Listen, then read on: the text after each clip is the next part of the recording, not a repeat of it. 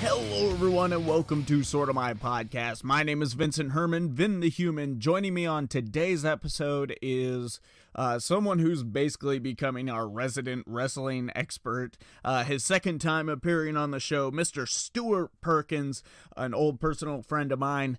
And I'm doing this kind of intro because I don't know how, even after we remembered to turn on the microphones when we almost recorded without them, for some reason it didn't record the intro to the show. Luckily, that moment of silence, Fidget, our intern Fidget, living up to her name in the background here. Anyways, didn't record like the first 50 seconds of the episode, so we lost the entire intro. Plus, I'm kind of playing with some ways of recording. You may notice this doesn't sound terrible. At least I hope it doesn't. I did a few test recordings, played them back. I liked how it sounded. But, yeah, anyways, saw it as an opportunity to set up a situation and see if maybe that's how I want to do these episodes in the future.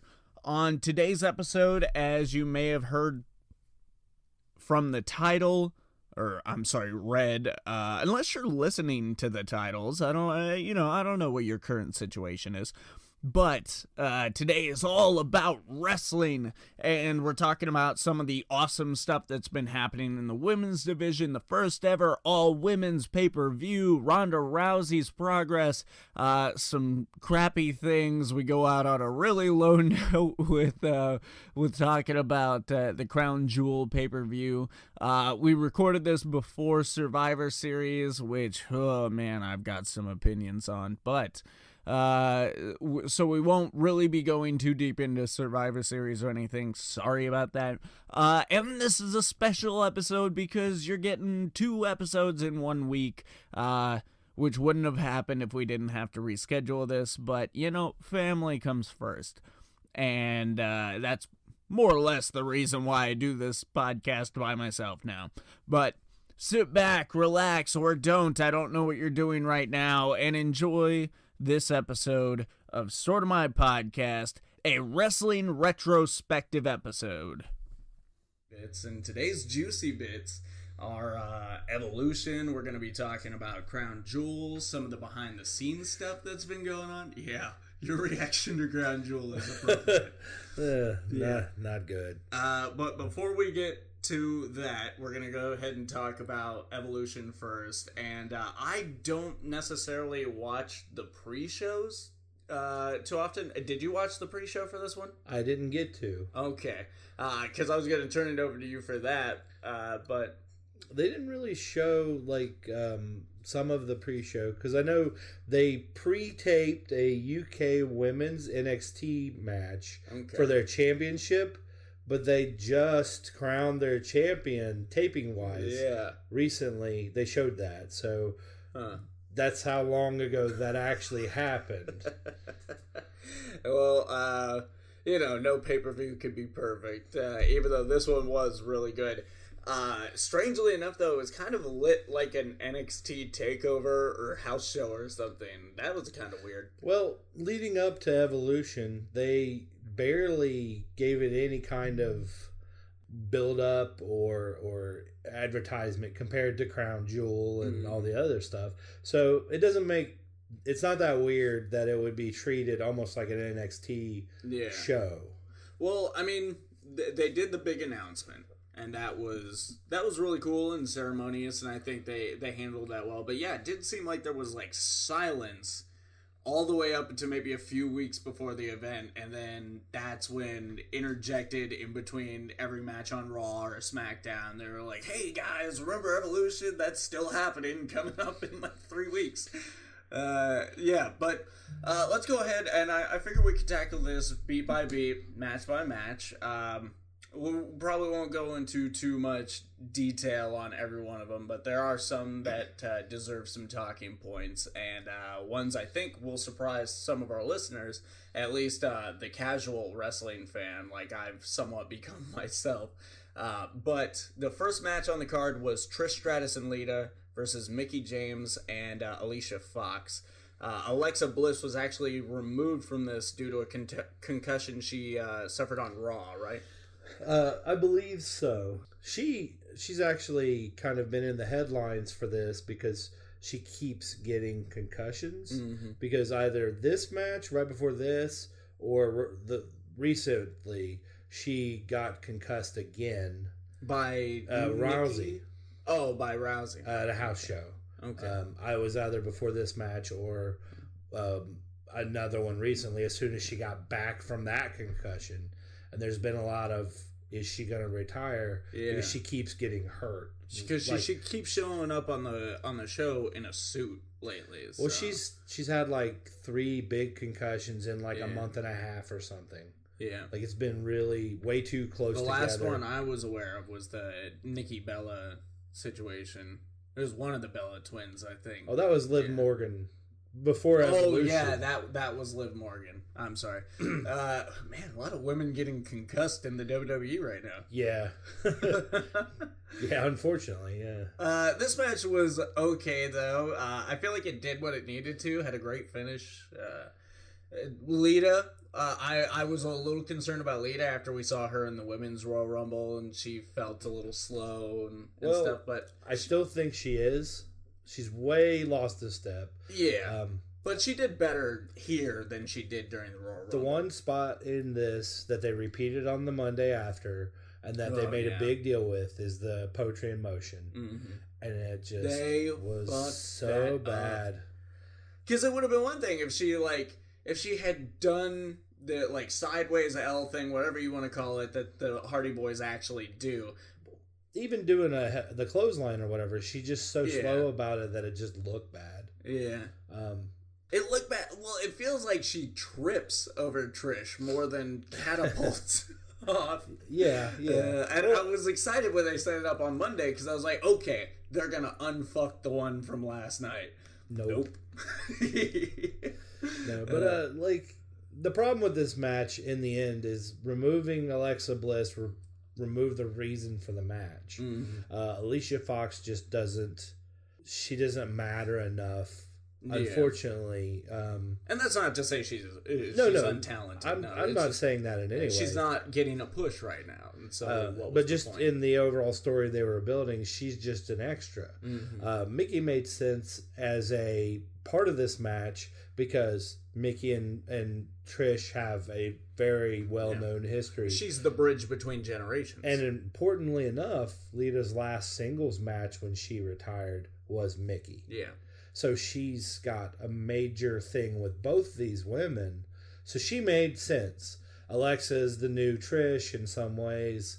She was the new pushed girl. Mm. So her calling out the legend. And then that made sense. And then, like I said, her and Mickey's relationship in story made that whole match make some sense. Yeah. But then Bliss got hurt and they had to just slot Alicia Fox in there and she's just kind of there. Now, granted, long term, they made Alicia Fox somehow like part of their group. She just became part of the Mean Girl group. Yeah. And they left that. It's not like she did the one thing and then was never part of the group again. So at least there was some consistency there. It was an okay match. Which I feel like, for the most part, that was the theme of the show. The matches were okay. Yeah. There were some really good ones. There was one that stole the show. We're going to get to that one. But there was one I had legitimate about the proper way. Yeah. And it was a good build, and it's what they did was good. And it's going to make Survivor or Takeover. It's actually going to affect today's Takeover, which will be really cool. Okay. But we'll get to that when we get to that match. And what he means by today is we are recording this on a previous Saturday. So we don't know the SummerSlam results, or do we? This is the Saturday of Takeover War Games, which is going to be amazing. Yep. And then Survivor Series is tomorrow. Oh, yeah. I said SummerSlam. I even wrote SummerSlam, didn't I? When we added it to the script. I don't know, but I did. Okay, moving on though. They followed that up with a women's battle royale for a future title shot. The vets did all right. This is actually an interesting one because so this battle royal, the whole shtick is that The winner gets an eventual title shot at some arbitrary time WWE decides. Now, so the veterans did all right. They did a really cool moment. They made this big thing where the Iconics came out. Shush. Everybody, our intern Fidget the Wonder Cat is asking to be let out, and I said no. But they had this moment where everyone did their entrances, which took up a good amount of time on purpose, I assume.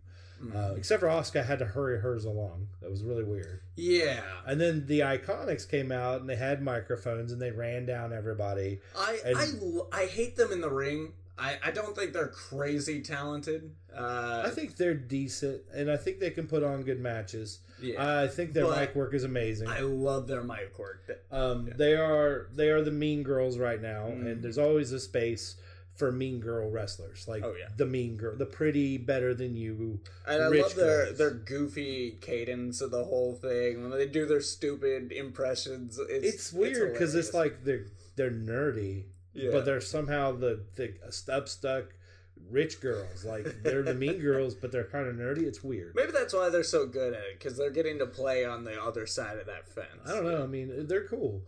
But they did their rundown spot, and of course made everybody upset, and they threw them out. And then they did the spot where all of the older wrestlers were surrounded by the new generation, which was interesting. Which was interesting for me. One thing I noticed, Maria Kanellis, who is a current active wrestler for WWE now. She's active on the show.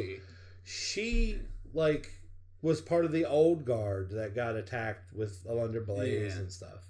And she's currently, I think, on 205 Live with her husband. Wasn't Kelly mixed in with them too? She should have been. She's older. She's from the older generation. I felt like she was from the Maria generation. She was, but Maria's current though. She's also I get current. what you're saying. Yeah. But I just thought it was interesting that they considered her the old guard, so to speak. But they did that whole thing. There's also an important moment during that where Tamina and Nia Jax, they did a face off, and you see Lana try to interrupt them, and they just push her away, and then they kind of did the face off again, and then Lana tried to interrupt them again and did the dance break. So it's like Lana did her thing too early, and they were like, "Go away." And that was really funny. Yeah. And then they did the Roman Reigns hoo-ah chant thing, and then they killed everybody because that was for, their cousin, since they're both related through marriage and or blood to Roman Reigns. But so the ending I expected was Ember Moon to beat Nia, and it was down to the two. I was really rooting for Ember Moon at the end there. I really thought they were going to give it to her, especially because she's been getting a little more of a push lately, and she's really talented. Fun fact about that. See, they've backed off on her, if you've caught up with the shows, and Nia and Tamina are being pushed as a thing, and hence the how much they factored into the ending of the show, of this battle royal, which that's why I said this is interesting. So Ember wins but Nia wins by throwing out Ember after being super dominant for the last few seconds. They did the whole hope for Ember, and they did the Zelina Vega thing, and also when Nia threw Zelina Vega out onto Tamina. To eliminate her, Tamina didn't catch her, and she got a concussion from that. Oh, wow. So Nia gave Zelina Vega a concussion. We should start a concussion count on this episode. Well, I recently, because of things we'll talk about later, Nia is in some hot water because of hurting people. And people are doing various fire Nia Jax, send her back to NXT. She's a botch machine. She's dangerous. People are really upset at her over the Becky Lynch stuff we'll talk about in a bit. Which is why I think it's interesting here, because so Nia won, so she gets a future championship opportunity. And they're playing the whole Rhonda Rousey Nia thing. Yeah. In the background. The outcome of this battle royal was up in the air because of the events that happened last Monday. Yeah. Which, again, we'll get to. So, that was an interesting little, that's going to really be crazy. Yeah. What was really crazy for me, though, was the match we're going to talk about now, because I am not currently watching NXT, but I am thinking of dropping SmackDown for it because, in my opinion, I'm just bored when SmackDown is on. There's things that happen, and then you get to see AJ Styles, but man, he's going to be at the pay-per-views. If I dropped SmackDown, it's not like I'm never going to get to watch his matches again.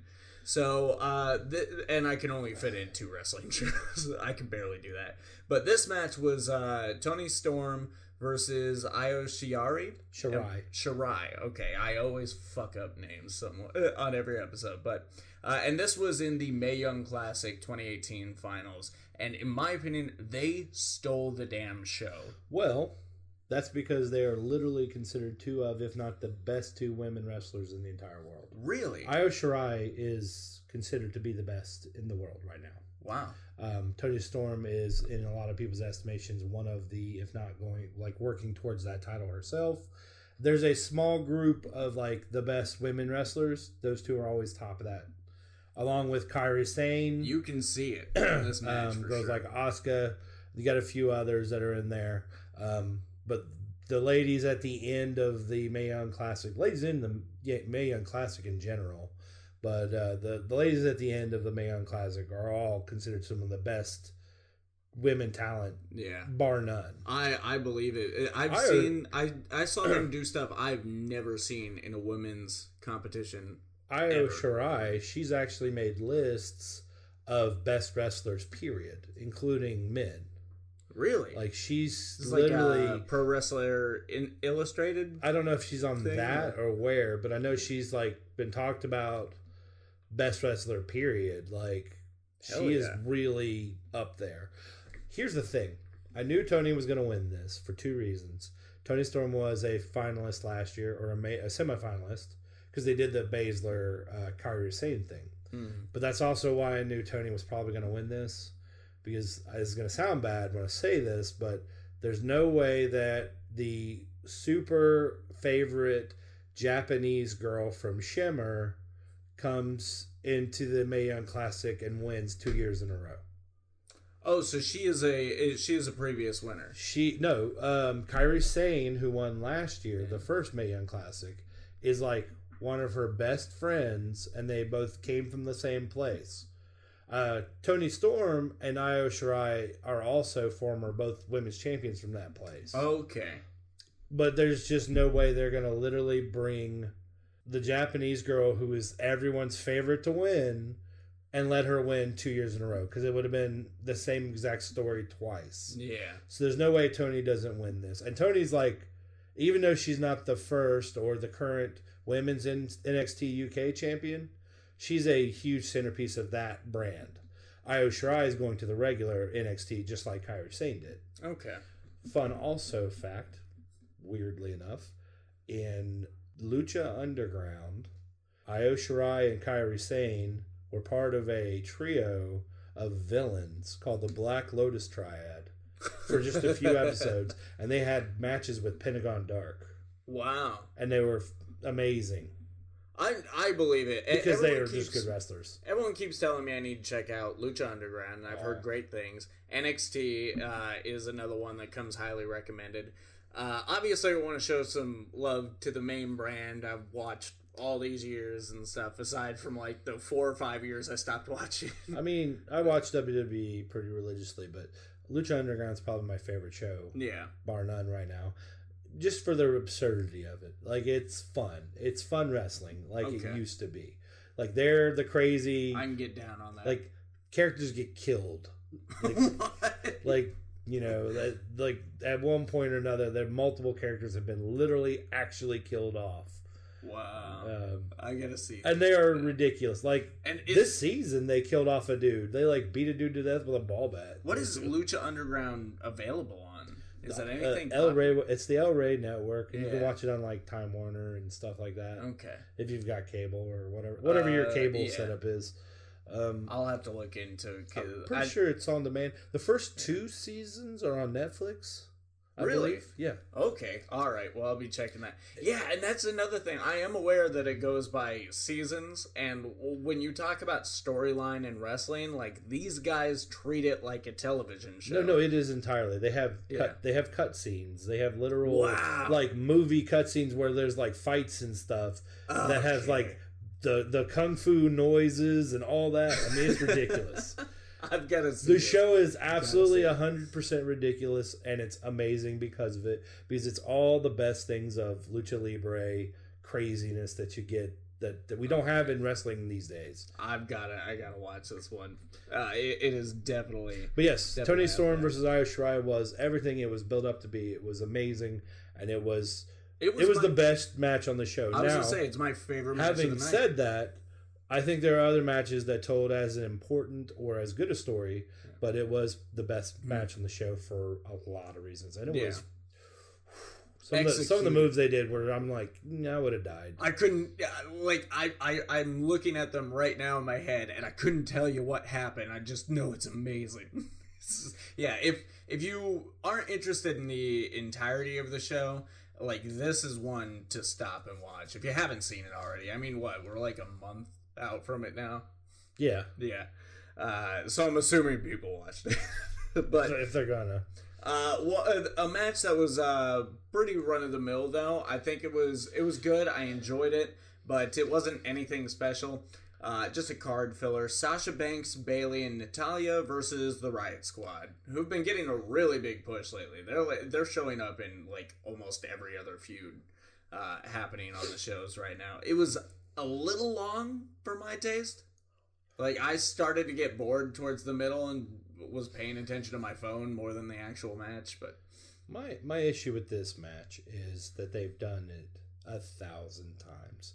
Like, they did it before the pay-per-view, they did it after the pay-per-view. It just didn't make it. They kept splitting them off, breaking them off, and doing like one-on-one matches every other week. They're still doing this. Ruby Riott and Natalya are feuding now because Ruby Riott broke Natalya's dad's sunglasses and he recently died, because WWE loves to do he died, let's make a thing out of it. I cringed at that. I was like, this is tasteless. And like, a lot of people had a really good response to it. They were like, I don't know why she's so upset. The Hearts had a ton of sunglasses. I'm sure he's got more.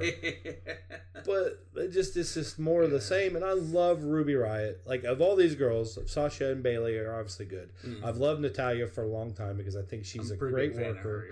And honestly, I think they could do more with her than they do. I think she's just Rhonda's friend now. That's her shtick. There's a point where she was farting all the time, and then she had a whole shtick for a while. That was her gimmick, was like she just had gas, and every time they'd do interviews in the back, she'd fart, and like people were like, oh my god. And then like for a while after that, they were like, oh, you love cats, and she would just be like, let me tell you all about my cats. And like, so now she wears cat ears and sells cat ears, and she's got a shirt that says paws out, claws out and stuff. They just don't. And like, and now, like I said, like, her whole thing was, I'm Rhonda Rousey's friend and trainer. Which is, and we're going to talk more about Rhonda later, but the worst thing out of Rhonda Rousey coming over is her rotating cast of best friends. Well, it's mostly Natalya for so far. Yeah. But it's like, that was going to build up to potentially a match between them when Natalya turned on Rousey, which there's good build there. There's something cool there. Yeah. Everyone wants that. They just aren't doing it right now. They have all these other priorities for Rhonda and whatnot, so it's like, well, do the thing at least eventually, because by the time you do it, we're going to forget that was their thing for a minute when Rhonda first came in. But this particular match, literally, it's same hat, the old hat. And like I said, of the Riot Squad, like, I like all three okay, but Ruby Riott specifically, I love her. I think the moment she showed up in NXT, fighting Nikki Cross during the whole thing they did, was amazing. I was like, who's that chick? I checked her out on the indies because I found out she was an indie wrestler who came in. She's unique looking. She's got a good shtick. She's very cool. I really like her work, and I think she's got potential champion heel stuff going on. Yeah. But they treat the Riot Squad like junk. They're buffers. They're there so that good guys can get wins. Like, and they win too. Like, and whatnot, but they're not really important. The ending of the match saw a tribute finish. Natalya did a sharpshooter. She did that double, really good spot, double sharpshooter. Yeah. But the actual ending was Bayley hit the Macho Man elbow, followed by Sasha hitting the Eddie Guerrero frog splash, and they won with those, which is never something they win with, and they never explained it. They haven't done it since, because Bayley always does the elbow, Sasha always does the frog splash, but they've never won with it. It's not their finishers, so it was really weird that they just won with tribute moves. Felt like, to me, what I took from that was that Evolution being as important as it is, a really big milestone for women's wrestling, especially in the WWE. It felt like honoring the trailblazers that came before them, which a lot of them are men. Eddie Guerrero being one who really showed what a smaller wrestler could become. Smaller only in his early career, his late career. Well, no, I mean, well, yeah, I love Eddie. The guy was jacked, but I mean, especially when you talk about who were the big names at the time of him winning the WWE Championship. Oh no, I mean he took it from Brock Lesnar. Yeah, that was a big deal. Yeah. I felt like that was kind of their way of honoring those other trailblazers. It just was really weird. Yeah. It just like there's no real like build to that you knew that was going to be like a big deal. No, they weren't like, oh, that's the Macho Man elbow because and the up frog to splash. That ending, like you said, it's old hat. It's like there's nothing special about the match until Natalya hits the double sharpshooter and then we get the elbow frog splash win. Those are the only moments in that match that really stand out. The double sharpshooter is probably the biggest weird cool thing they did. Oh, that was so cool. I was like, oh my god, she's gonna fuck it up. She's gonna fuck it up. She didn't fuck it up. It's amazing. It was great. Moving on though, we're gonna talk about Shayna Baszler versus Kairi Sane. Shayna? It's Shayna Baszler. Now, Shayna Baszler being important because she's part of Rhonda Rousey's 4 Horsewomen of MMA. Yes. Her, Jessamine Duke, and Mina Shafir and Rhonda were all trainers together. They all trained together and fought together and had the same guy that was their trainer. Which I actually learned about while writing this episode. It sounded really so interesting. All the way through Shayna Baszler coming up to the first Mae Young Classic, Rhonda and the other two were in the audience. Mm-hmm. They were like there for her, even though she was a heel. It was really weird. And they're always doing this stuff. And they kept teasing the 4 Horsewomen versus 4 Horsewomen thing. Because the 4 Horsewomen of WWE are Becky Lynch, Charlotte, Bayley, and Sasha. So they kind of kept teasing that back and forth during that tournament because there was talk of a WrestleMania match. But nobody, like Rhonda and the other two, weren't signed yet. Yeah. And Rhonda may have just signed at that time or was just getting ready to sign, but the other two weren't. So this match is important because officially the other two have been at the Performance Center and they've signed with WWE. And they made their technical debut here because this match is a rematch of the first Mae Young Classic final with Kairi as the champion, who's also the person that had won that match. And then the two of them have had a rivalry since then, like literally interspersed between their other rivalries. They've had this rivalry. And then once Shayna took the title off of Ember, then Kairi took it off her, and then Kairi lost it back to her here because she didn't just lose it, she lost it after Jessamine Duke and Mira Shafir interfered in the match and then left with Baszler. So there's almost like they're a faction. Yeah. All they're missing is Rousey. So you've got 3 of the 4 there in place. You've got Rousey. You got the Becky Lynch situation happening with Rousey and Becky Lynch. Charlotte and her are sort of on good terms again because she picked Charlotte to replace her against Rousey to this Sunday at Survivor Series. Becky and Bayley and Sasha aren't really doing anything. So all the pieces for that match, especially with all of the fire that's being spit between Rousey and Becky Lynch, keeping that going, people are super hot for that match. Oh, I was so hyped. There's rumors, people are rumoring that they may still do that match. Main event, WrestleMania. Fuck yes. And people are like, yes. And it'll be the first ever time a woman main event in WrestleMania because Rousey. But Becky is the one that people want.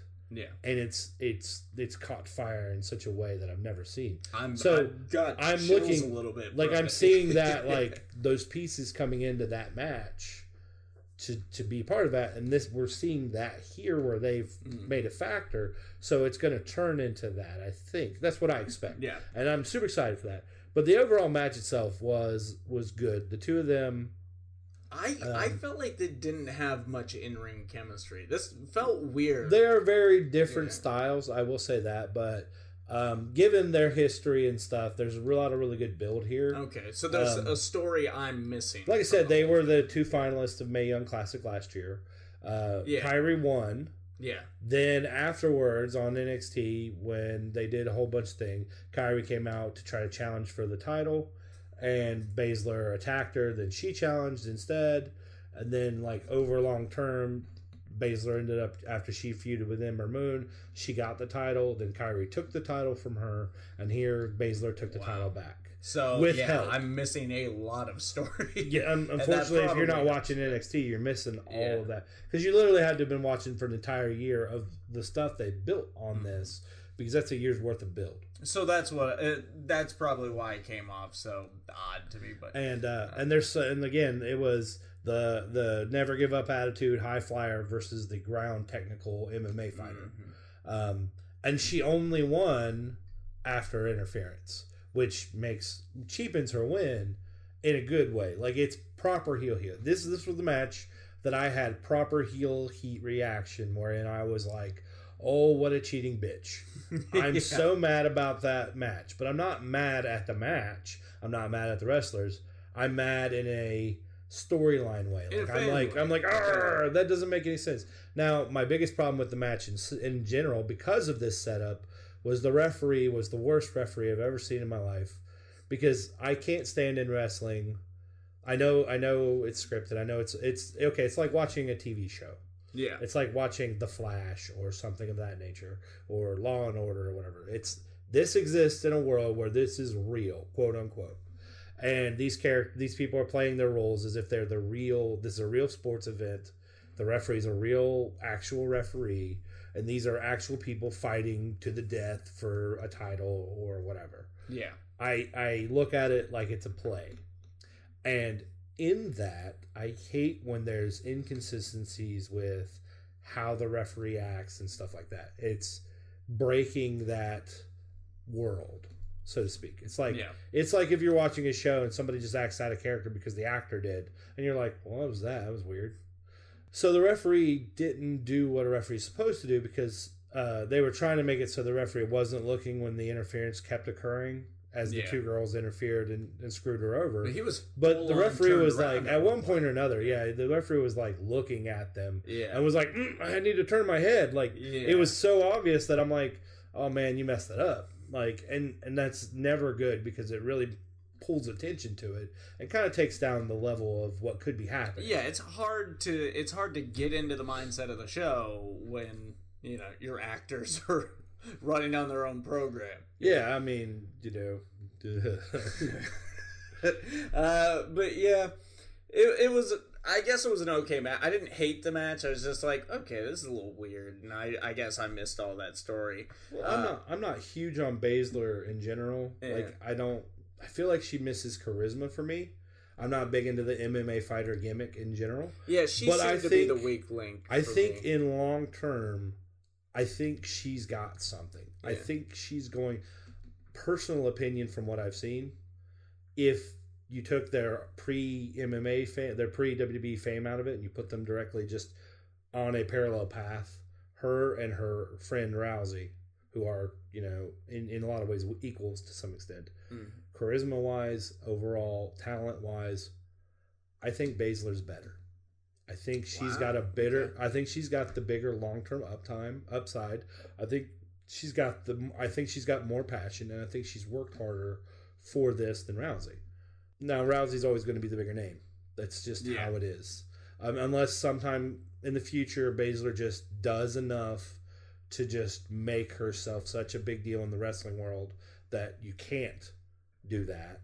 Rousey's always going to have the default bigger name because of her background. Yeah. But if you took all of that out of the equation and just looked at overall talent in the ring, overall long-term dividends and such, I think Baszler is better. And I think Baszler could really run the division at one point. And I hate her. But in the right way, because she's a good heel. Yeah. Like, she makes me go, oh my God, you such a dirty bitch. Like, Urgh! And it's the right way. And it's rare for wrestlers to actually get the reaction they want. It's rare because I know what's going on behind the scenes. I've seen the cooks in the kitchen, you know? So for wrestlers to actually get my emotions is rare. But she's able to do it. Every time I watch her wrestle, it's, ooh, what a dirty, mean bitch. And it's the right way.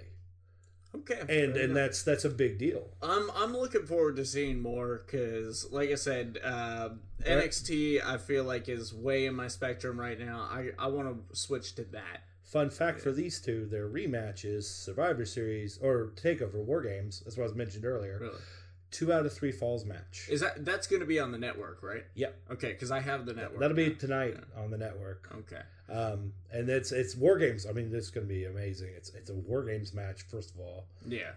Which is going to be Undisputed Era versus the War Raiders, which is War Machine, and Ricochet and somebody else. I don't remember who. Pete Dunne, maybe. I don't remember who the other guy was. I'm aware of Ricochet. I've seen some of his indie matches. He is amazing. He's really good. He's amazing in NXT, but I don't remember who their fourth is. Just the whole match is going to be, like, the whole show is going to be good because takeovers they have been, every time so far, better than the actual WWE show that comes on the next night. Everyone's always like, I wonder how the takeover is going to be better than WWE. And they're right. It is almost always better, even WrestleMania. Like, they're just so good. Like, damn. And because they're just well put together. There's no crap. There's no filler.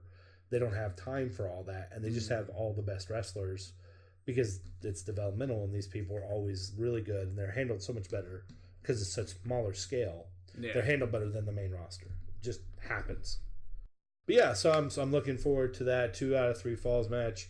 I'm assuming Baszler retains with the help of her friends, or opposite, wherein Io Shirai helps Kairi Sane now that she's there and they're friends, and that's an established thing. Okay. So I'm looking forward to see what they do with it. It's going to be good. I'm looking forward to checking that out too.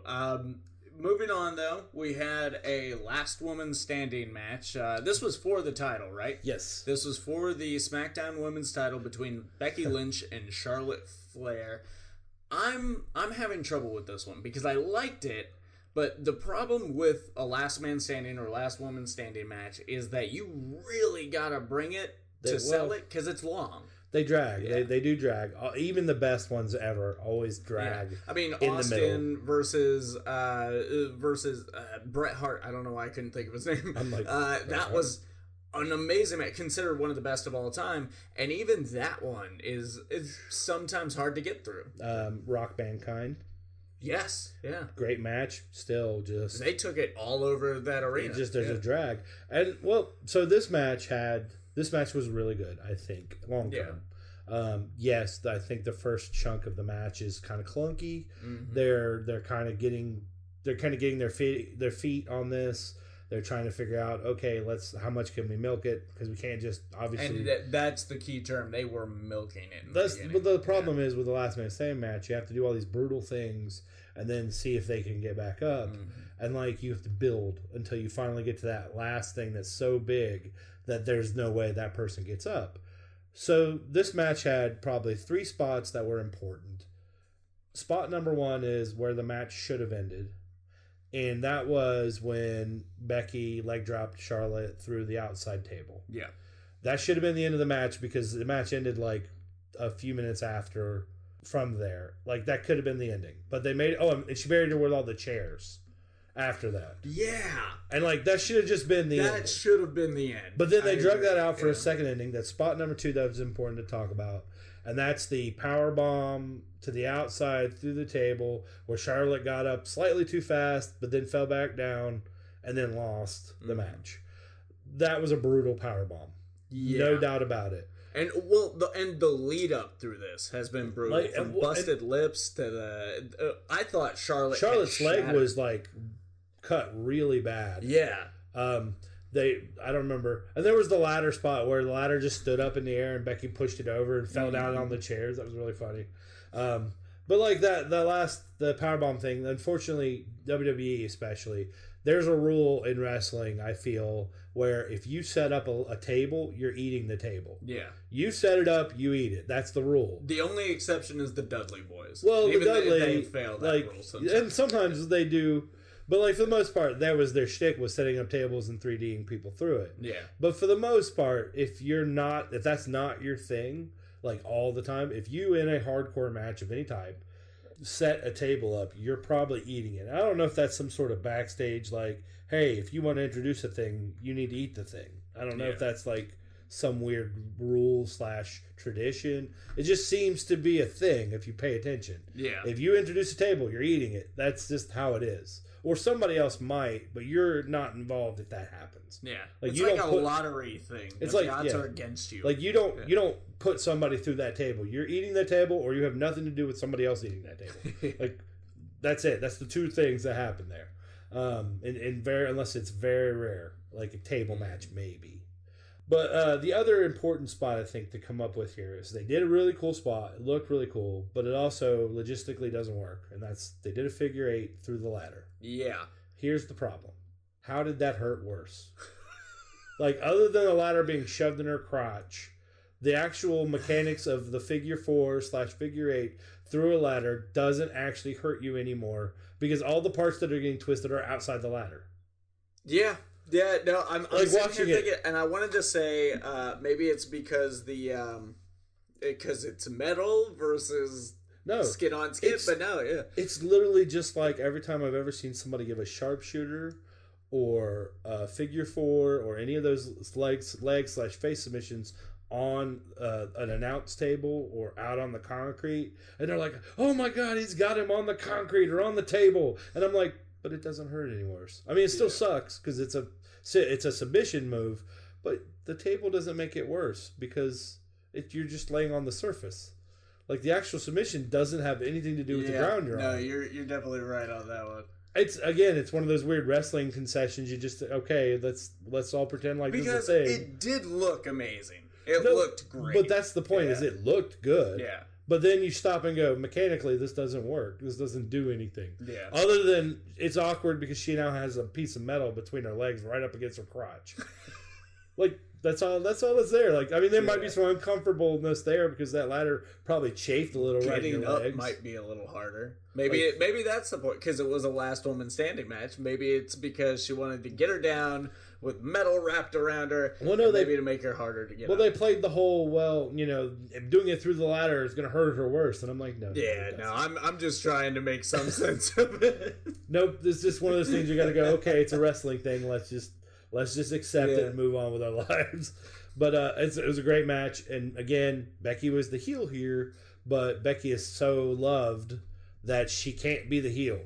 Like, people booed Charlotte. I want it to work, and I feel like it's starting to come into its own with the whole Rhonda thing, but the introduction to it was messy. Well, no, and didn't work. The only thing they messed up on it was when they first turned her heel. She did the "You never believed in me" fans. And they didn't have. And the fans were like, "Nah, bro, we had you." And they to their fairness, WWE went, "Oh, we've messed up. The fans are so behind her that her heel turn didn't really work the way we wanted. I have an idea." And now, like, in a weird way, people have literally been calling her the new Stone Cold Steve Austin. I was just about to say, it feels like she's leaning that way. After Monday, where she had the bloody face picture and stuff, people were, like, side-by-siding Stone Cold in his bloodied face from I can't wait to talk the Last Man Standing match and her bloody face. And, like, she is, like, it's like, you can be an evil jerk. We love you anyway. Yeah. And then, like, it's really working for her as a character. Mm-hmm. So I'm like, so I'm super behind Becky. Anyway, I was already behind Becky way back when. Yeah. But so it was I love Charlotte Flair. Charlotte Flair is an extraordinary talent in the women's division. I like Charlotte, but I feel like they put too much emphasis on her in a way. I feel like they let her do too much, and to her detriment, not anything else. Like the Asuka stuff. Like Asuka was a big deal, and they just kind of crapped on Asuka, and they've done nothing good with her since. because she lost to Charlotte. And, like, there was so much they could have done with that they just wasted. And then they turned right around and did the whole Carmella thing. The face turn has also seemed to hurt her a lot. Well, that was, like I said, like, one of the big things is going into this match, a lot of people didn't see Becky as the heel. They saw Charlotte as the heel. Yeah. Because, like, people were literally like, if you really think about it, Charlotte's being an arrogant jerk. Becky's the one who's actually kind of in the right. That's kind of how people have justified it. And then when you see the poster stuff they did for this match, they, like, did the match. Becky's got the, like, uplifting, like, look at me, I'm the champ face. And Charlotte has this, like, I'm the queen thing. Yeah. So Charlotte looks like the heel in the promotional stuff. If you didn't know the story and you were like, oh, there's a match happening, and you saw it and you're like a casual wrestling fan, you would think that Charlotte was the bad guy and Becky was the good guy, looking at how they prefaced it. So I think they understood that at the end of the day, going into this match, Charlotte was the bad guy, no matter how you looked at it. So I think they're really kind of coming around on that, which is rare for them, because sometimes they'll just be like, nope, blah, blah, blah, we can't hear you. Yeah. Well, and I feel like, and we'll talk about this a little bit when we get to Crown Jewel. I feel like Shane and Stephanie are getting a little bit more run of the place these days with some of the stuff that's been going on with some of the fan, with them listening more to the fans these days, which a lot of what wrestling storylines are built out of is the fans' opinion. But at the same time, like you said, a lot of times WWE would go like, nah, we're going to do our own goddamn thing. Well, I mean, like, there's a lot of talk about Triple H being the head of NXT. He's the guy who's, like, in charge of it. Which is and it's considered one of the best things. Yeah. So everyone's super excited for him to eventually kick Vince out of the office and take over completely, because everyone expects WWE to become Wrestling Utopia. Yeah. Because Vince is the one that everyone blames for anything bad. Like, it was his idea. Mm-hmm. And maybe it is. Maybe it isn't. We'll find out.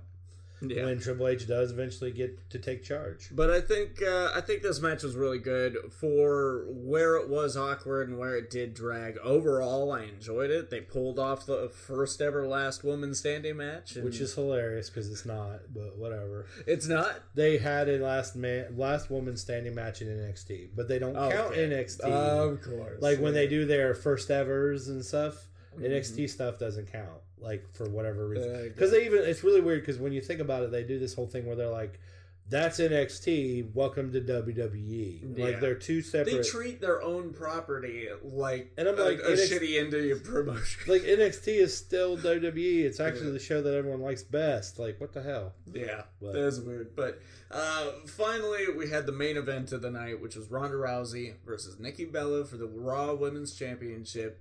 And this is where I feel like it's a good time to get into kind of an update. On the last episode we did about WrestleMania, we talked about Ronda Rousey and where we think she's going. Now she's got months in, and I feel like it's time to revisit that and see what we think about where she is now. What progress has she made? I feel like she's good. She's gotten good. Yeah. I like where she's at. She's definitely better character-wise. She's not just, I'm all smiles, I'm all angry. Although she still smiles too much. She still smiles too much for her character. She still wears way too much face makeup. That's weird. And her outfit's still too skimpy that she's got to adjust it. Constantly adjusting during every match. That bothers me. I feel like you need to figure out something with your outfit that doesn't make you feel like the need to adjust it. If you feel like stuff's riding up too much and showing too much, get a different material, get a longer piece of gear, whatever. Just stop adjusting so much. But I agree with you on her character progression, especially when it comes to on mic prowess. Well, Paul Heyman's been writing her promos apparently. Really? Because she feels like he's the best one to work with, and she gets his character the most because he's worked with an MMA guy. Mm-hmm. So you're going to expect some good stuff there, even when there's duds, like the recent millennial man thing she did with Becky. Yeah, it's so weird. Because they're both the same age, so that millennial stuff doesn't work. Plus, you're kind of like attacking part of your audience too. Yeah, and it's funny too because like people are like, Rhonda just sounds like an old man saying, "Get off my lawn." Like, but they're the same age. Becky's technically a little older than Rhonda, I believe, because I think Becky's born in like January of '87 or something, and Rhonda's like February or March of '87. So Becky's like a few months older. So if anyone's a millennial, it's Rhonda. And that really was hilarious because like Becky's fire back was like, yeah, I got broke in the face and I didn't get to fight you or whatever, and you're whining about that because you're calling me a quitter. She's like, but you got broke in the face and you cried in the corner for like months. Yeah. And everybody was like, ooh. But Rhonda as a character, Rhonda as an actress, Rhonda as a wrestler has improved a lot. Mm-hmm. I feel like her biggest problem at this point, I think she sells too much. She's too rough. For somebody who, well, also they've made comments about she's kind of green in the way people are hitting the ground a little too hard on some of her judo throws, and she's concussed a couple people, and kind of worried and it's about understandable. That. I mean, she was an incredibly tough performer in the MMA. There's a reason she gained her celebrity up to that point. Yeah, and it's unfortunate the way it ended for her, but she's a tough woman. And she's used to real fights. And in the build-up to this match, they did the double armbar onto the two Bellas. She stacked them and armbarred them both. And it was unlike the double sharpshooter, was not a thing that worked. It didn't sell visually. Well. Yeah, it didn't work the way so everyone expected a double armbar here, and thankfully they didn't do it. But like I said, I think she sells too much for her opponents. Like she gets beat up too much for her baddest woman on the planet moniker. There was that one time where they really did go in on her ribs, and you felt like, okay, she's appropriately selling it because they've been battered for weeks now. But she seemed to do something similar in this match, and it's like, come on. Like, Nikki Bella is Nikki Bella, but Nikki Bella is also Nikki Bella. So I will say this for the match. Rhonda has the flaw in Rhonda's character that I don't have a huge like of is she hulks up. She literally does the you beat me up, and then suddenly I get mad, I snap, I beat you up, I win. I've always been a sucker for that with Hogan, and I'm getting the same thing here. I just feel like she's better than that. I feel like she could be better than that. She doesn't need that beat up for a while, then suddenly snap and just win. I feel like she could really build a good match beyond that. Now, the thing is, Nikki Bella is not a great wrestler. No, and in this she's match, never gonna be. In this match, she proved why she's the best of the Divas division, in my opinion. Well, I mean, from her time period, she was one of the better wrestlers, which isn't saying a lot of good, because they were not, those women, it's not a detriment to them, not in any way put them down, but those women were not hired for the wrestling talent. They were not at all indie workers, they were not trained wrestlers, they were models who became wrestlers. Yeah. And Nikki Bella, in her defense, fairness, whatever you want to call it, like, you look at Nikki Bella starting of the Bella Twins versus now, like, she's came a long way and is a respectable wrestler. Yeah. I feel like she can hang with a lot of the current actual wrestling women. Yeah. No, she's never going to be an amazing wrestler. No, she's never going to be equal to Ruby Riott or Kairi Sane, Baszler, Tony Storm and Io Shirai. God, no. Yeah, she's not up there. All those like girls like that. Even like Dakota Kai and from NXT and Rhea Ripley and a lot of those girls. Like, she's never going to be those girls. She's never going to be that kind of wrestler. And that's okay because she's fits a different section of character type. Yeah. And she's a decent wrestler for what she is. Yeah, I'm not saying she was terrible in this. I'm just saying that when Rhonda is as green as she is, and in my opinion, she stood out as out of Becky's league, or Nikki's league in this match. That just shows you where Nikki Bella belongs in the timeline. But the match itself was basically what I expected it to be. It was Rhonda was going to kill her with no repercussions because there was no way they were going to pretend Nikki Bella could fight her equally. They cheated a bunch. They got Rhonda on the defensive. Yeah. Rhonda way oversold getting beat up for way too long. It just dragged on forever before she finally got mad, did her angry face, did her weird judo throw Samoan drop thing that she does I don't even know what that is, but it's cool looking. I do think it's cool looking. Then she put her in the arm bar. She immediately tapped. That's game. I mean, that's really been Ronda's matches for the most part. It's Ronda goes in. Ronda starts toying with them because she's like, I'm so mean. I'm better than you. Then she gets dicked over somehow by some cheat or something. Then she spends the next 30 to 40% of the match almost crying, beat up really bad, until she finally just gets angry, makes the angry face, does a couple of suplexes or something. Would you say she's the women's division's John Cena? It's a fair assessment because it's a similar match style he used to have back in the day. But I mean, it's just this match was everything it was supposed to be. I will say this: I was surprised they let Nikki hit her finisher on her, and let her kick out of that. Now, I'm not surprised Ronda kicked out because I knew Ronda was winning this no matter what. But the fact that they let Nikki actually hit her finisher, the Rack Attack 2.0, which I'm like, why do you even call it that? What the hell? Nah. Yeah. But anyway, they have to say the whole. Podcast. They have to say the whole thing. It's just ridiculous. Yeah. But the fact that they let her hit her finisher and let Ronda kick out of that was pretty. It was a nice thing for Ronda. I think that's a really good build for her. Because they've made such a big deal of Nikki's finishing move that I feel like letting Ronda eat it and still kick out was a big deal, especially after all the cheating and stuff. But again, like I said, the ending of this match was not a surprise to anyone who's paid any attention to Ronda's matches up to this point. She was enjoyable to watch. Which is the exciting part about Survivor Series and her match with Becky getting changed. Yeah. Which we'll get to. Well, let's go ahead and talk about that now. I know we were going to probably talk about that towards the end of the show, but I feel like this is a good time to transition. Okay. So, Becky versus Ronda was happening as Survivor Series champion. Amongst the champion matches, there's one of the two big ones. They were also doing Styles Lesnar Part 2, but that's changed now since Daniel Bryan's WWE champion. They literally changed it up, made Bryan a heel. So now we have heel Bryan versus heel Lesnar. Nobody wants Lesnar as champion, yada yada, with the whole crown jewel reign stuff. So there's all that happening.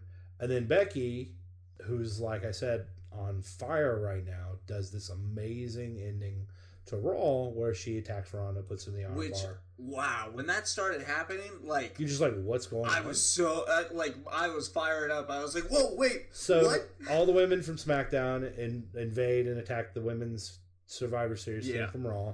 And it's the good old invasion that you get every year, but this time it's women instead of everybody.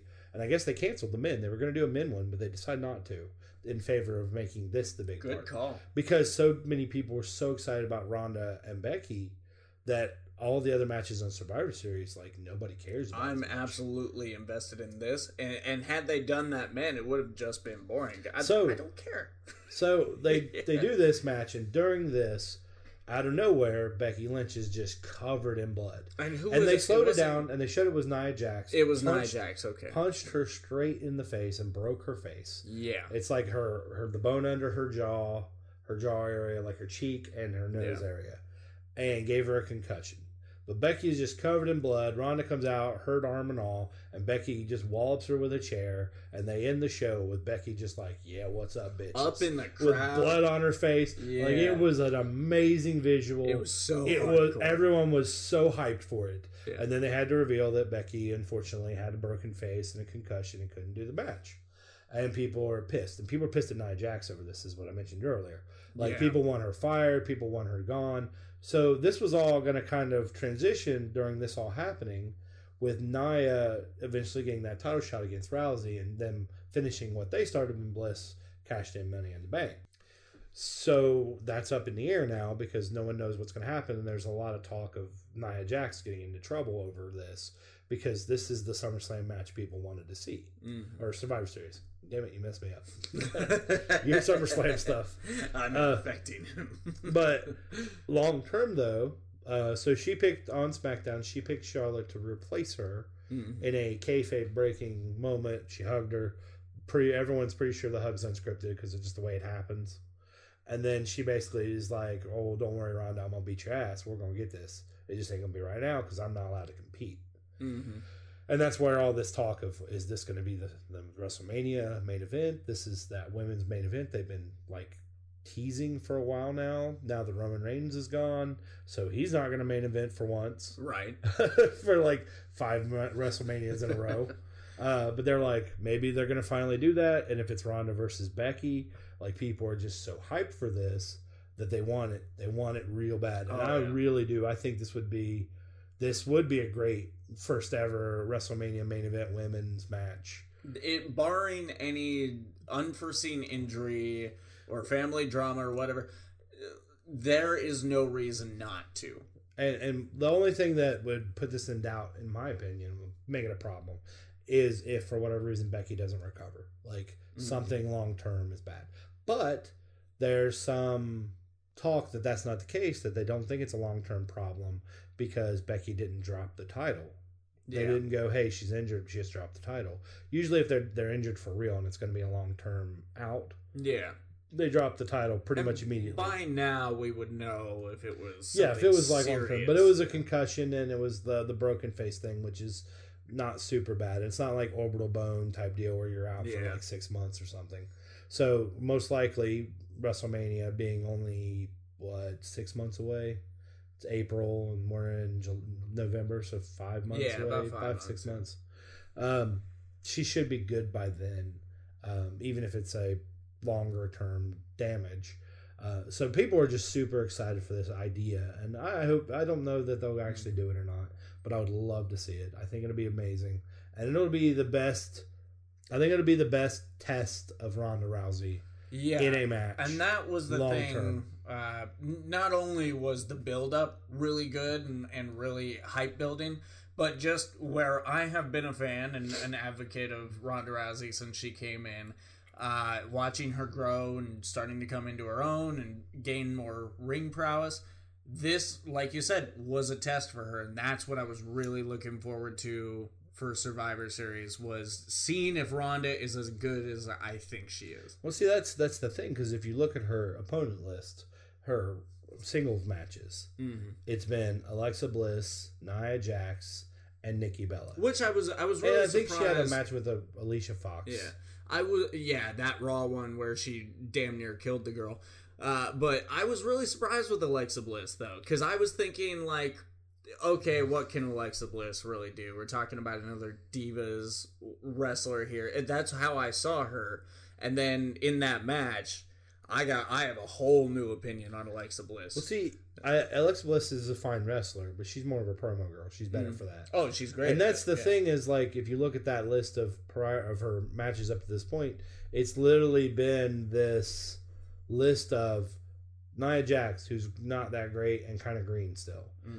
Alicia Fox, who's not that great and just never will be. She's just not a great wrestler. Nothing against the girl, but she's a good character. Again, her crazy character works really well. And she's got some good moments, but she's just not a great wrestler. You got Alexa Bliss. Yeah, Alexa Bliss is the third one.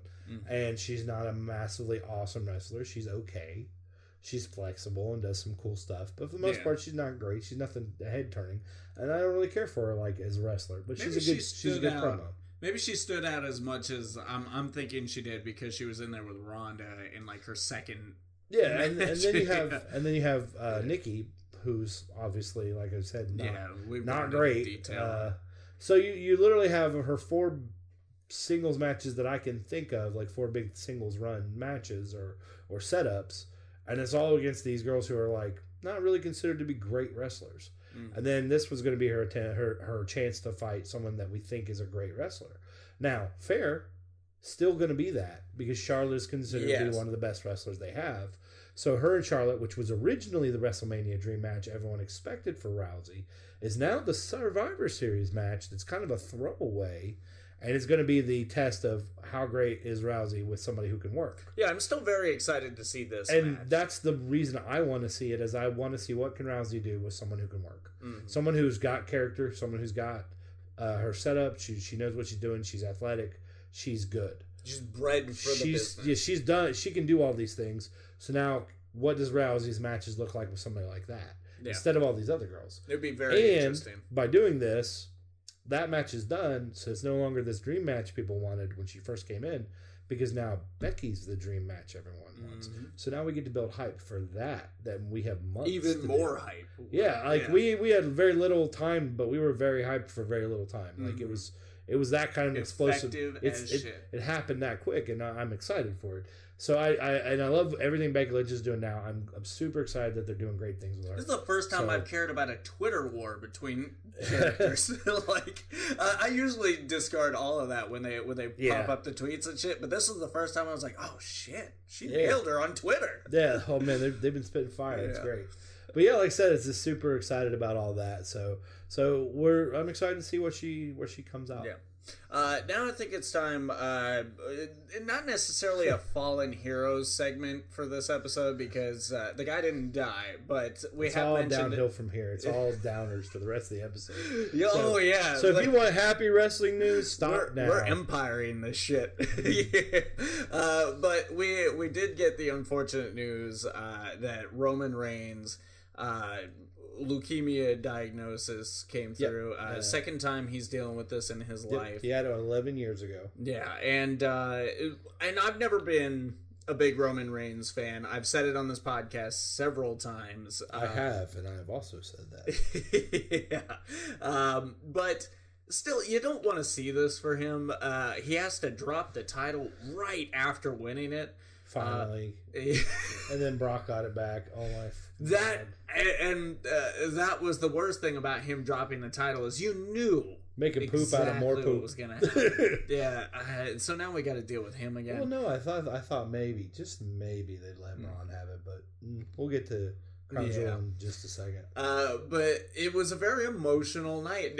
Like again, not being a Roman Reigns fan, I found myself getting choked up and watching the reactions and stuff. The thing about the Reigns leukemia that I think is important to note is the amount of cross-promotional love from other wrestlers. Yeah. Like, even people he had beef with on Twitter, whether that was fake or not, even, like, other promotions like New Japan made statements wishing him well and basically saying, hey, you got this. Yeah. You know, and all that. And it's nice seeing that because back in the days of WCW and WWF, you never saw that. Like, they could be like, our champion's dying right now, and the other promotion would have been like, good, I hope you all die. They really dropped the mask and showed support, and there was that humanity moment right after the break, because he comes out and he gives his speech, and then he meets the Shield up on the ramp, and it goes to break. And Rollins is crying. It was... Yeah. That was tough. And then what really broke me on the whole thing was when we come back and you see that and we're looking at what was it? It was Michael Cole, what's the other Corey Graves. Yeah, Corey Graves and Renee Young. And Renee Young and Corey Graves have obviously been crying. He's still choking up when he's trying to talk. It didn't feel like what they were saying was scripted. It felt like they were just hearing that news for the first time. Well, from what I understand, backstage news-wise, nobody knew about that until he came out and made that statement. Nobody in the back knew. Only class act on the company, too, letting him do it in his own way. It was really weird because he made the my name's not actually Roman, it's Joe statement, which was just kind of odd, like out of nowhere. I feel like it's something he needed to do to show them that this is real, this is not a bit.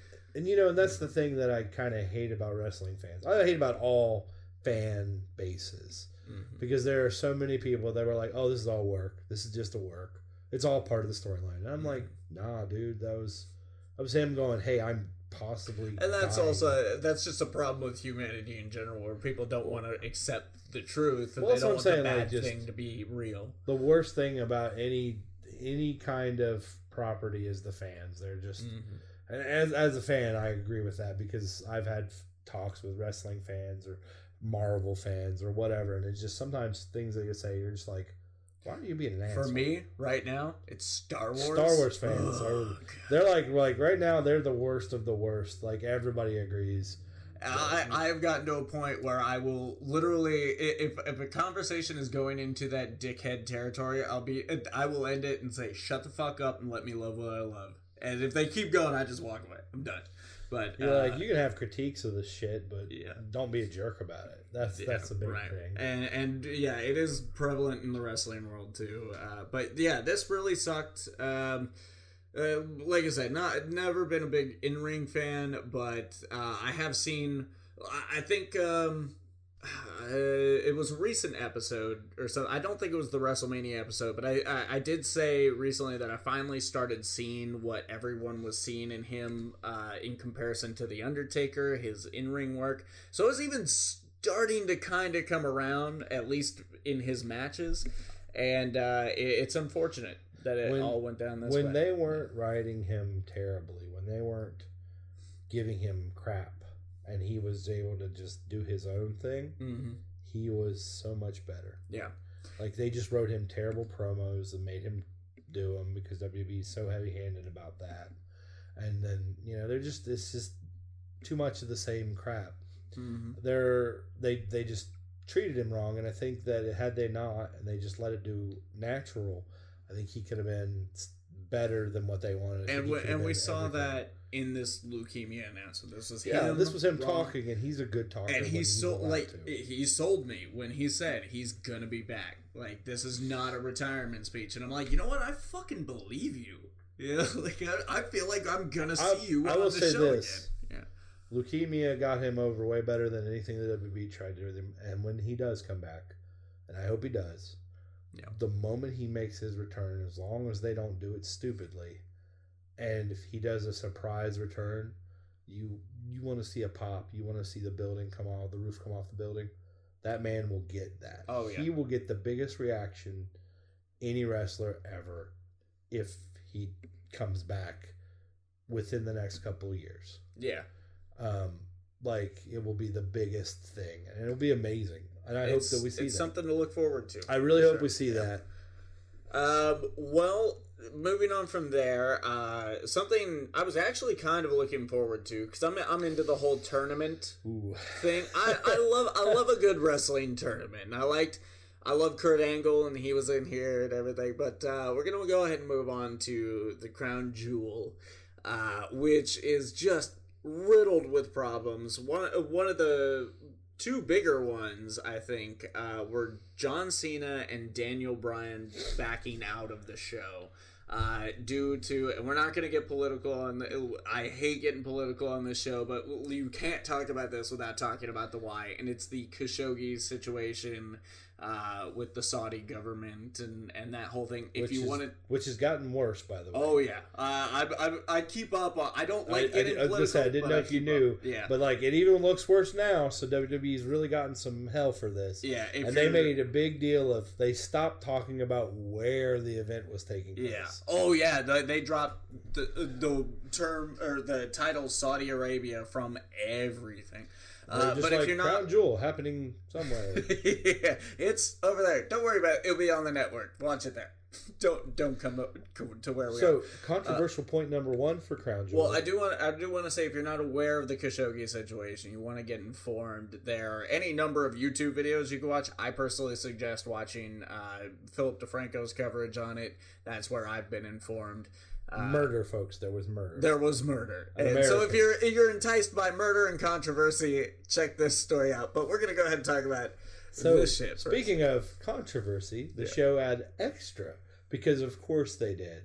Yeah. They snuck Hulk Hogan back onto the show without any prior warning, although there was rumors it was happening. So Hogan comes back, makes his triumphant return to the WWE, despite all of the bad things that's happened.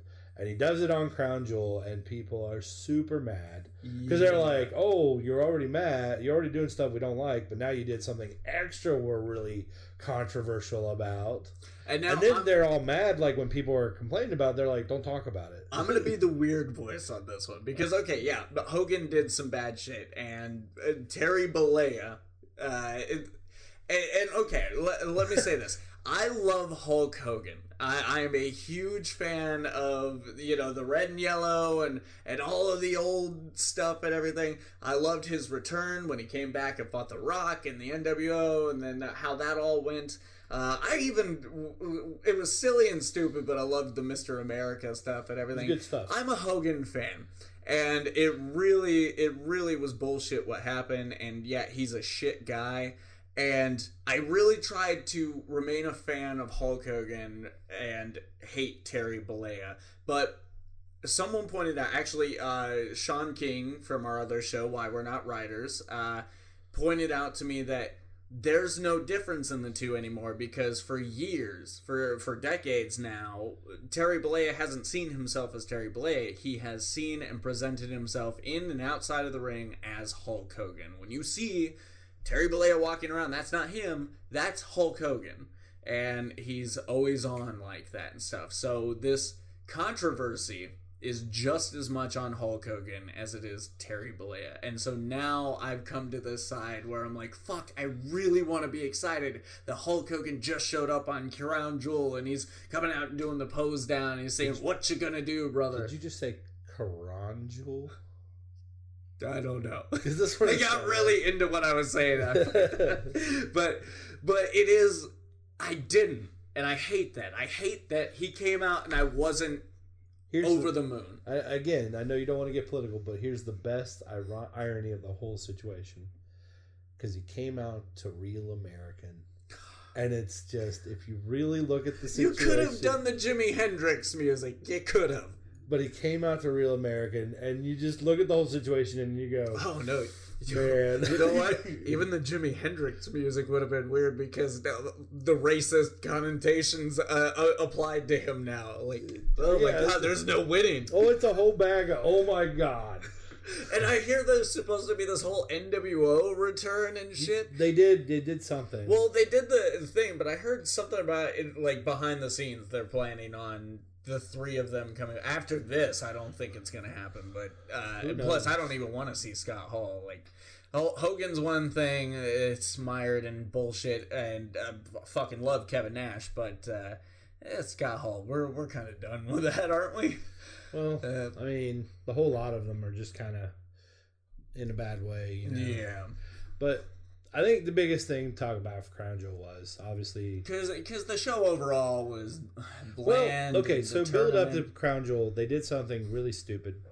They had the tournament to crown the best in the world tournament of worlds. Yeah, let's talk about the tournament. First of all, they had this tournament to determine the best in the world, which a lot of people are like, is that a CM Punk knock? Because he called himself the best in the world. Yeah. And they even had that on SmackDown when Shane McMahon was announcing it. And it's like, the crowd started chanting CM Punk. Yeah, because I don't think he's in the tournament. Yeah. But, like, so it's like this whole thing was kind of a big knock on him to begin with, maybe, which is weird. Like, let it go, first of all. But here's the thing. This determining the best in the world was entirely fielded by Americans. Right. Yeah. Like, the only people that were not American who had a chance to be in the tournament was Shinsuke Nakamura and Rusev. And both of them got knocked out before getting into the actual tournament. You don't think Rey Mysterio would have... He's from America. Even if he's Mexican-American. Oh, okay. He's from, like, California or something. Saying, yeah. But they're all Americans. Like, there was... The Japanese guy didn't get in. Jinder Mahal, who's Canadian, technically. Rusev, who I really thought was going to get in. Yeah, Rusev didn't get in. Like, all of these important... Like, the few non-Americans they had weren't in. John Cena got in, then got outed when he decided, I don't want to do this because controversy. So Bobby Lashley got put in. Guess what? American. Yeah. And then Daniel Bryan. Well, he wasn't in the tournament, but... Oh, that's right. Yeah, no, he was in the title match. Yeah, and then they just did that ahead of time, and they did it on that week's SmackDown. Because he was like, I ain't going. So it was a pretty good match. So then we got Samoa Joe back in there versus AJ, which was, again, like, you guys finished this. You literally had him tap out, but then he lost again. So, like, nothing really important happened here. The big important thing from the tournament was they even ruined the ending with they're supposedly building up to this Miz face turn, Shane heel turn, but now Daniel turned heel, so I don't know what's going on. Because there were no standout moments in the tournament itself. They removed, like coming up for Survivor Series, they removed Daniel Bryan from that. They did the thing with AJ where he took the title and became a heel. Yeah, what the fuck? And then they just, like, ignored all that and all this stuff. Like, I don't know really what's going on with the stuff. backstage. I don't know what's being responded to, and shit's getting shuffled. Yeah, but in the end of this, they had Shane McMahon out of nowhere after all this bullshit replace Miz in the finale and win the tournament and become the best in the world with his one win at the very end. Which is why I say, this is why I feel like Shane and Stephanie are getting more run of the place, because this feels like a Shane McMahon decision. Shane's like, I should be the champ. I should be the best in the world. But I'm just like... It's my time. It's just like, what the hell? What are you doing, Shane? It's so stupid. You shouldn't even be here. Like, I don't mind Shane. I like Shane as a third character. I'm entertained by him. And I don't mind him having matches once a year at WrestleMania where he can jump off something really tall and kill himself. Like, cool. We're cool with that. We're cool to see you do the coast to coast once a year. Yeah. Sure. But it's like, what's next? Are we not going to get Becky in the women's main event of WrestleMania and you're going to put yourself there? Or what? Stephanie might. I wouldn't be shocked. Oh, God. Yeah. But, I was part of the first ever women's main event of WrestleMania. Didn't shock me. Yeah. But, so this match happens, and it's that whole tournament happens. It's a shit show to begin with, and a shit show when they end, and it ended in crappy controversy. Then the Braun Strowman, Brock Lesnar vacant Universal title happens. And we're supposed to be impressed that it got up after 5 F5s. Well, I mean, it was a big deal. They built Roman on that. So now Braun's done it. I feel like that's why it's not a big deal. Also, no one had done it up to that point. Now Braun's repeated it. So like, Braun's the next Roman. But then there's the whole, like, they did the thing where Baron screwed him and hit him with the title, and then he ate the F5s and lost. And it was a real quick match, and it was just a waste of time. It's the same match you get from Brock Lesnar every fucking time. And I'm so tired of Lesnar, and I want him to go away so bad. Forever. But so this all happens, and that's meh.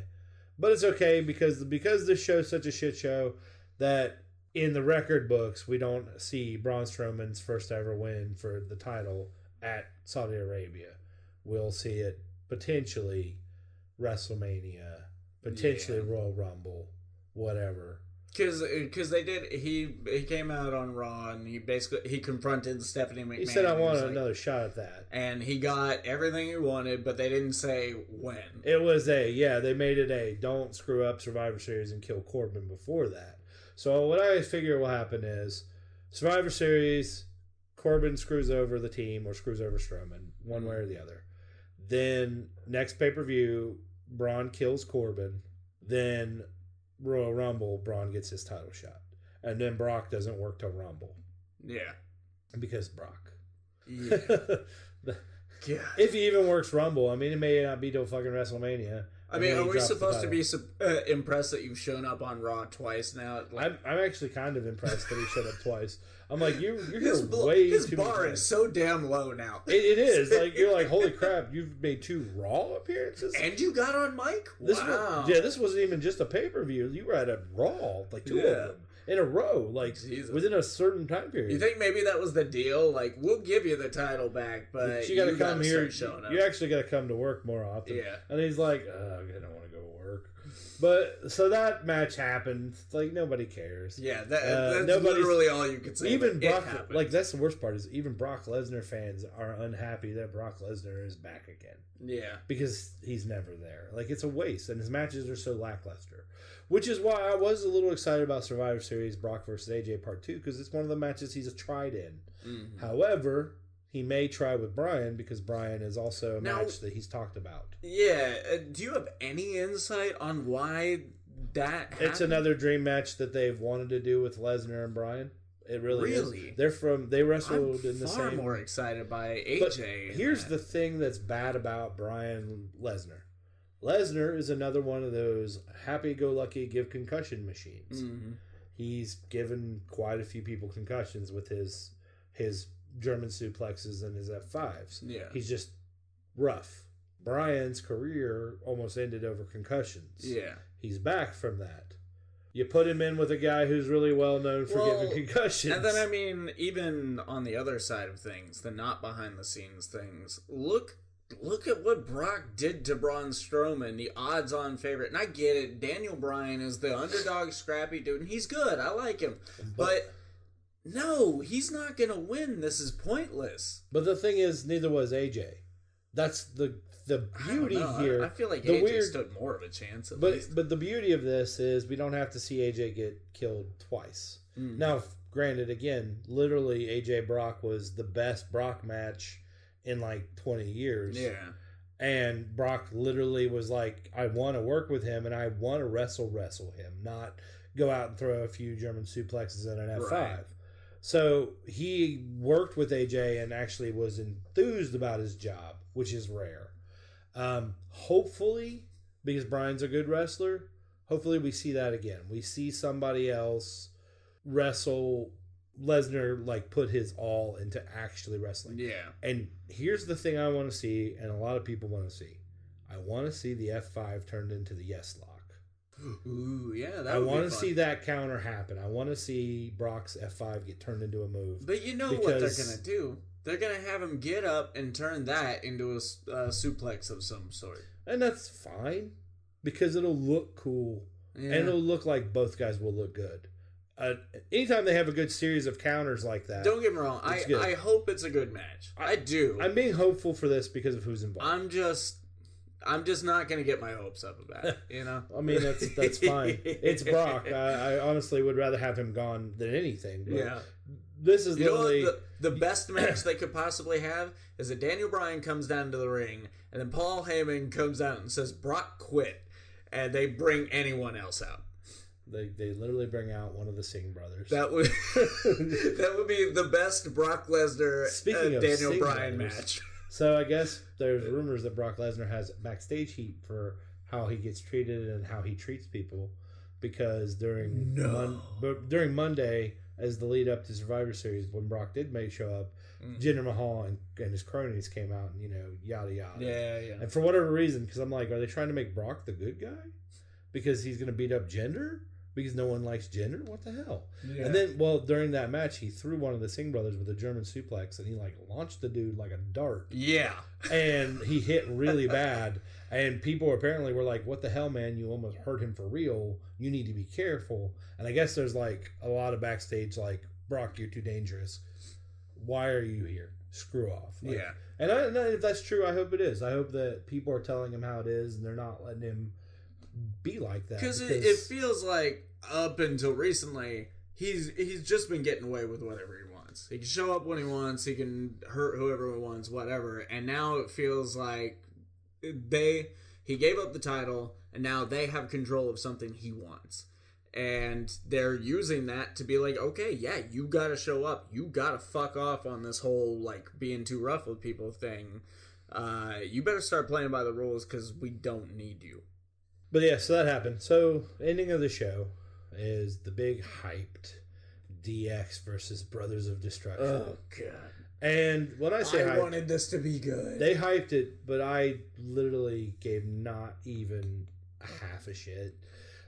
I love everyone involved here. Yeah. I do. But they're all done. And it's not as extreme of a situation with Hulk Hogan, but it's the same situation, whereas I want to be I love The Undertaker. He's one of my favorites of all time, right next to Stone Cold. I can't decide between the two anymore. It's Stone Cold. But fair. But actually, favorite of all time is probably Eddie Guerrero.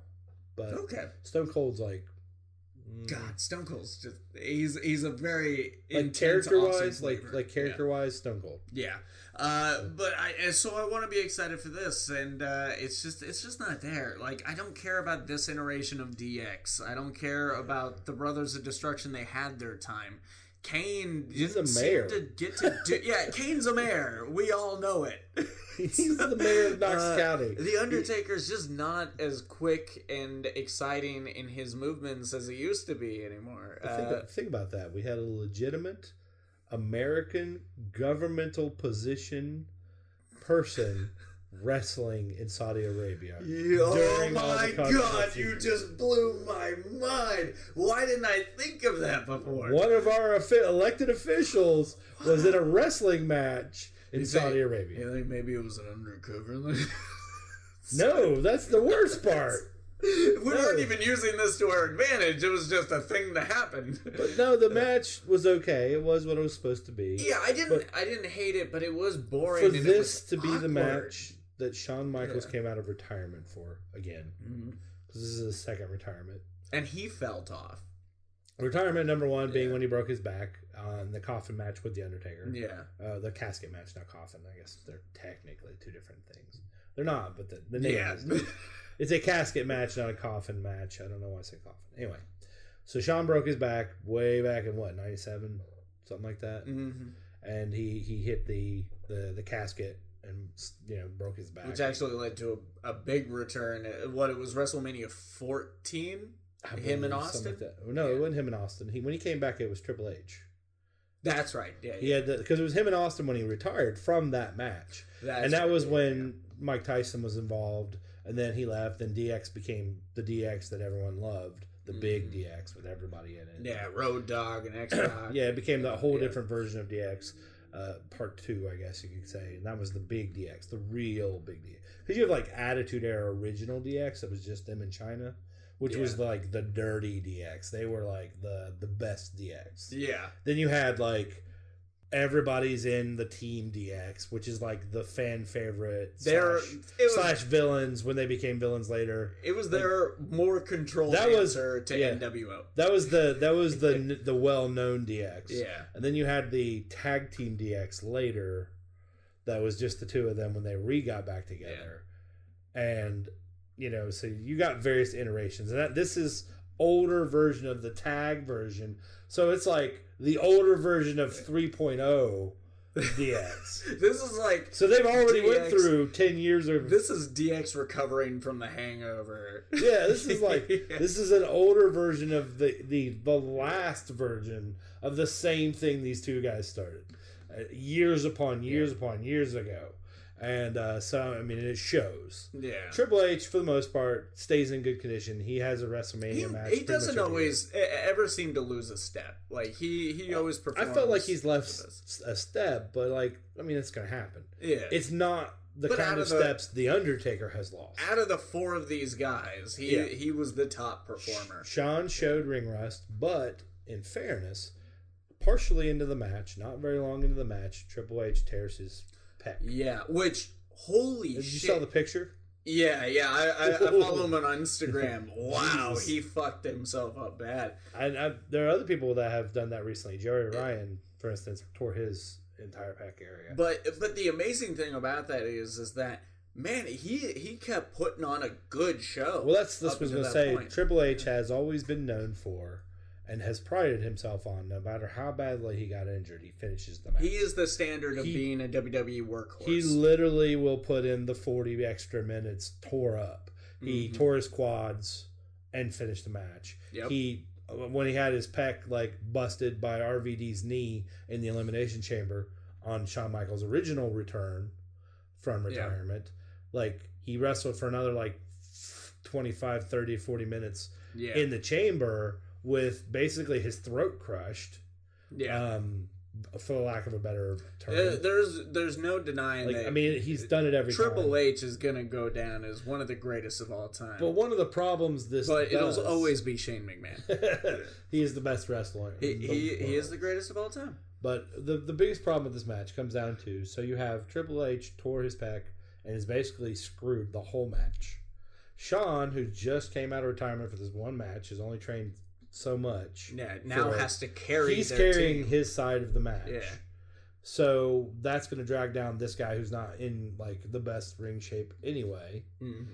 You got Undertaker, who's just old. And these days, his whole the only thing that makes him exciting in ring is people selling him, and so now he's got that. He doesn't have any of the cool stuff he can do. He can't really be as mobile as he used to. And Kane is very much also a similar situation where he's just not quite physically. He doesn't feel like his heart's in it either. Well, I mean, he's been there for 20-some years. Yeah.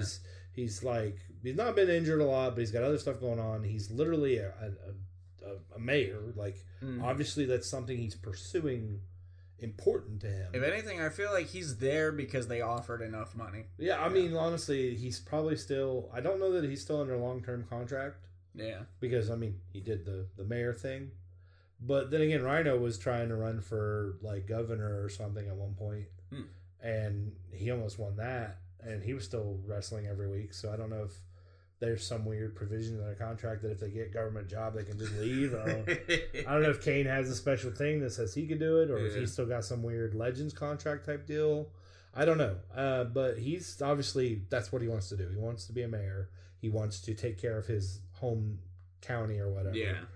And he wants to, like, fix things there and be a political person. Mm-hmm. So wrestling is obviously not his number one thing. So the overall match suffers from the fact that you have 4 essentially retired older wrestlers who've all been wrestling for 20 plus years. They've all been through a string of terrible injuries. They've all had their day. Yeah. Undertaker's literally had a hip replaced at this point. So these are all old men. Yeah. Fighting, and they're just tore up real quick. So the match showed. Yeah.